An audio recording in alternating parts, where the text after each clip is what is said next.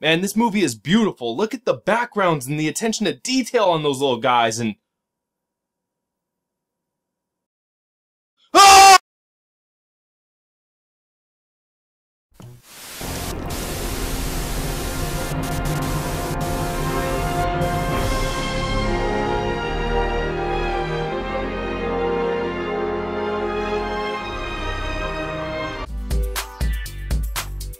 So last week I did a review of Fruits Basket, but I forgot to mention one important detail. How much I love the main protagonist. See, Toru, while essentially being a homemaker and a people pleaser, is actually a really strong, independent, and likable character in her own right, just like the female lead in today's review.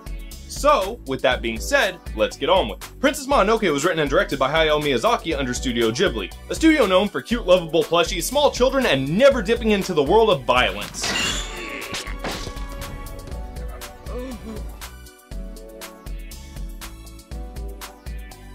It opens in a small village where our male protagonist, Ashitaka, is attacked by a giant boar. He survives the encounter with a large scar on his arm to show for it. But soon after the fight, he discovers that the boar was actually possessed by a large rock inside of its body, and that the scar on his arm isn't a scar, but angry hentai. He heads back to his home where an old lady informs him that he is not long for this world and to get the hell out of their village. So he heads west in search for a cure. During his journey, Ashy Larry out Katniss Katniss, finds some dire wolves, and eats with this ugly mutant. All of this before coming across Lady Eboshi and San, two opposing forces in a war between humans and gods. See, the gods want the humans dead because they took our land, and the humans want the gods dead because they took our people. Stuck between humans and nature, Prince Hentai now has a decision to make. Which side will he choose? Will he ever find a cure? And will this damn thing ever stop haunting my nightmares? Princess Mononoke was made way back in 1997.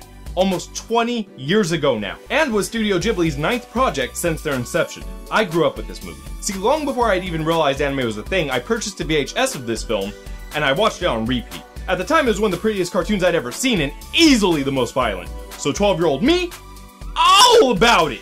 And amazingly enough, it's held up insanely well since then. Everything from the animation to the backgrounds to little details like the dent in that bell are amazing. It's so fluid and concise, the animation is superb. Miyazaki's always been great at attention to detail, and Princess Mononoke is no exception. Even with a few continuity errors like the blood disappearing on Yakul's back, or the teeth on San's necklace changing from scene to scene, it's still no big deal. It's still leagues better than blockbuster movies even by today's standards. The audio, as always with Ghibli, is astounding. The sub is great, and the dub, as usually happens with Ghibli, is star-studded. People like Minnie Driver, Claire Danes, Jada Pinkett Smith, Tara Strong, John DiMaggio, even Billy Bob Thornton is in this thing. My only problem with any of it is that whenever old Billy Bob starts talking, all I can see is his face on Jigo's body.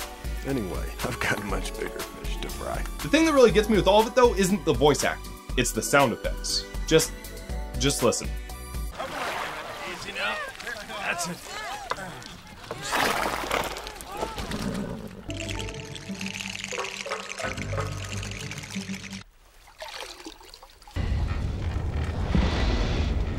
The characters are insanely well developed for a movie, with Ashitaka constantly facing difficult decisions while remaining steadfast and determined to find a better way. He's a steadfast protagonist with a good heart who understands both sides of the war. San, on the other hand, is kinda the yin to his yang. She's quick to temper and to fight. She's headstrong and independent in every way. She fights for the forest and for nature and is not above killing to save it. Even the lesser characters like the Ironworkers and Jigo are just incredibly entertaining, and they can even be relatable in some instances.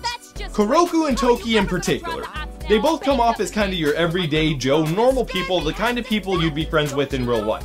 They're incredibly entertaining, relatable, and they're a great change of pace from all the supernatural stuff swirling and whirling around. They ground the movie into reality and let you know what it's like for normal people. They let you know that people like San and Ashitaka, they're the exception to this world, not the norm. The plot is pretty much the same as you've seen in tons of movies before.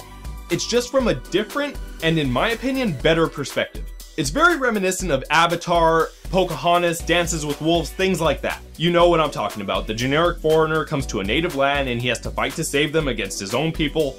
That whole cliche. Only it's not that cut and dry. Ashitaka really does have a difficult decision to make here. There's no real villain here because both sides are essentially fighting for their own survival. Sure, there are scenes that make you think otherwise, but at their core, each character is fighting for what they truly believe is right.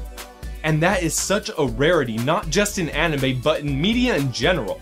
each character really believes they're the good guy, they're doing the right thing, they're saving their people. Even the villains in this are just completely relatable, sympathetic, understandable characters. Now, I'm not gonna lie, for a Ghibli flick, this one's pretty dark. A good amount of violence pervades its 2-hour runtime, not to mention the moral ambiguity questions that Ashitaka has to deal with throughout the entire thing. So if you're looking for a Spirited Away or a Totoro clone, you're not gonna find it here. The fight scenes are also worthy of mention.